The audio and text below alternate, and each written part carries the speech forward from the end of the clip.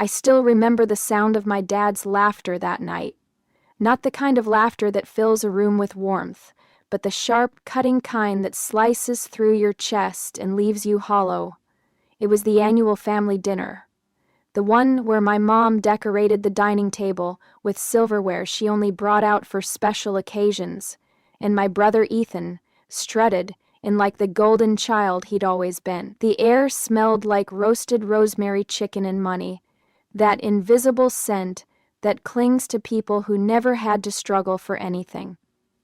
I sat there quietly, pushing my mashed potatoes around, while everyone asked Ethan about his new job, his fancy condo, and the upcoming engagement party his fiancée had already announced all over Instagram. Then my mom turned to me. "So, Lila," she said, her tone sugar, coated but edged with curiosity, "how's your little project going? My small business?" I smiled, forcing lightness into my voice. "It's growing slowly. I'm working on a website and some new designs." That's when Dad laughed. Loud, from the gut, like I'd just told him I planned to build a rocket ship out of cardboard. "Your business?" he said between chuckles. "Come on, Lila. You sell homemade candles in your apartment. That's not a business, sweetheart. That's a hobby." The table went quiet. Even Ethan's fiancée, Chloe, stopped checking her phone. I felt my face burn. My hand shook under the table. I wanted to defend myself, to say something, anything. But all I did was smile, because I'd learned something about my father. Arguing only fed his pride. Silence, though. Silence could be sharper than a knife. So I smiled, raised my glass, and said, "You might be right, Dad, but I guess even hobbies can surprise you." He chuckled again. "Sure, honey, just don't waste too much time. We're not getting any younger." That line stung more than it should have. I was 27. But in my father's world, if you weren't a CEO or a surgeon by 30, you were a failure. After dinner, I excused myself early. I remember walking out into the cold, the night air biting at my skin as I replayed his laughter over and over. Every chuckle, every word, fuel. I got home, lit one of my own candles, lavender and cedarwood, and stared at the flame. It flickered, stub, even when the fusing to died to snuff it out. Ever, when the air from the trend the window, when the window tried to snuff it out. And in that moment, I made a decision. I wouldn't argue, I'd build. For weeks, I didn't sleep properly. I redesigned my entire brand from scratch. I studied marketing at 2 a.m., learned how to build an e-commerce site, taught myself photography, branding, SEO. Every time I wanted to quit, I heard his voice, that laugh, echoing in my head like a dare. I started reaching out to local boutiques, wellness influencers, even small hotel chains. One said yes, then another. Soon my candles were sitting on display shelves beside designer brands I used to dream about, but I didn't post any of it online. I didn't brag. I didn't tell my family a word. Then one day Ethan called. "Hey sis," he said, his tone dripping with the same practiced charm that made him Dad's favorite. "Big news, we're doing the out engagement party next month, and Dad's pulling out all the stops. You're coming, right?" I smiled into the phone. Wouldn't miss it. What he didn't know was that I'd been planning my product launch for weeks, and that I'd just received an offer from a major lifestyle brand to collaborate. They wanted to feature my candles in a nationwide campaign. The launch date? The same day as his engagement party. I didn't plan that coincidence, but when I saw the calendar, something inside me whispered, "No, Lila. This isn't coincidence.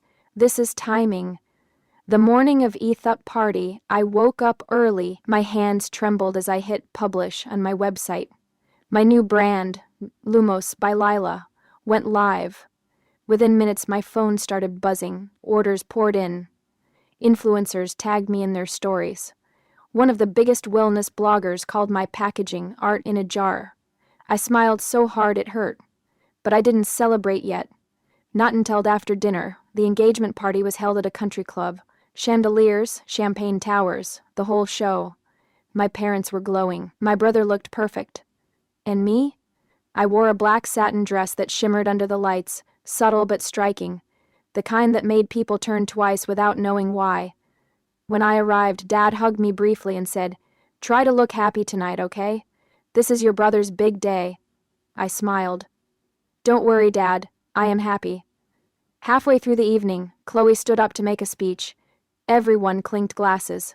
Laughter, music, chatter filled the room. I glanced at my phone. 7:58 p.m. My team was set to drop the campaign video at 8 sharp. At 8:00 p.m., my phone buzzed again. Then non-stop. Notifications flooded my screen, reposts, DMs, sales confirmations. My site traffic was exploding. Then I heard it, a gasp from the corner of the room. Someone had pulled up the campaign video on the big screen by the bar TV. There I was. Me, standing in soft golden light, pouring wax, smiling faintly as my voice played in the background. Sometimes, the smallest flame can outshine the darkest room. The logo flashed. Lumos by Lila, handcrafted luxury. The room fell silent. Then whispers started. Chloe's friends recognized the brand. Someone said, "Wait, isn't this the candle line that just went viral on Instagram?" Dad turned toward me, eyes wide. "Lila, what is this?" I looked him dead in the eye, calm and steady. "My small business, Dad." Ethan's fiancée clapped her hands together. "Oh my God, I love your candles. We were literally talking about Lumos last week. You made that?" "Every piece," I said. Then my phone buzzed again, a call from the brand rep. I excused myself, walked a few steps away, and answered. She told me the collaboration had officially hit trending status, that we'd sold out of the first run in 3 hours. I hung up and turned back to the crowd. They were still watching me. My father's mouth slightly open, Ethan's pride visibly cracking. I raised my glass. "To family," I said softly. "And to laughter, the kind that fuels you." The silence that followed was almost sweet. Later that night, as I was leaving, Dad pulled me aside near the valet. His face was unreadable. "Lila," he said quietly. "I didn't realize how serious you were about this." "I know," I said. "You never do until it's done." For a second I thought he might apologize, but old pride dies hard. He just nodded, shoved his hands in his pockets, and muttered, "Well, good for you." I smiled, but not cruelly. Just honestly. "It's not good for me, Dad. It's good because you laughed. If you hadn't, maybe I never would have built this." He didn't have a response. He just looked at me, really looked at me, for the first time in years. As I got into my car, the night sky stretched above me, endless and quiet. My phone lit up with another wave of notifications, but I didn't check them. I didn't need validation anymore.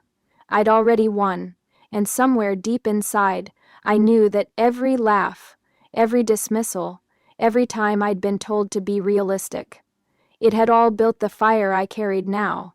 So if you ever find yourself sitting at a table where someone laughs at your dreams, don't argue, don't defend, just smile and let them laugh. Because one day, when the whole world knows your name, their laughter will sound a lot like applause.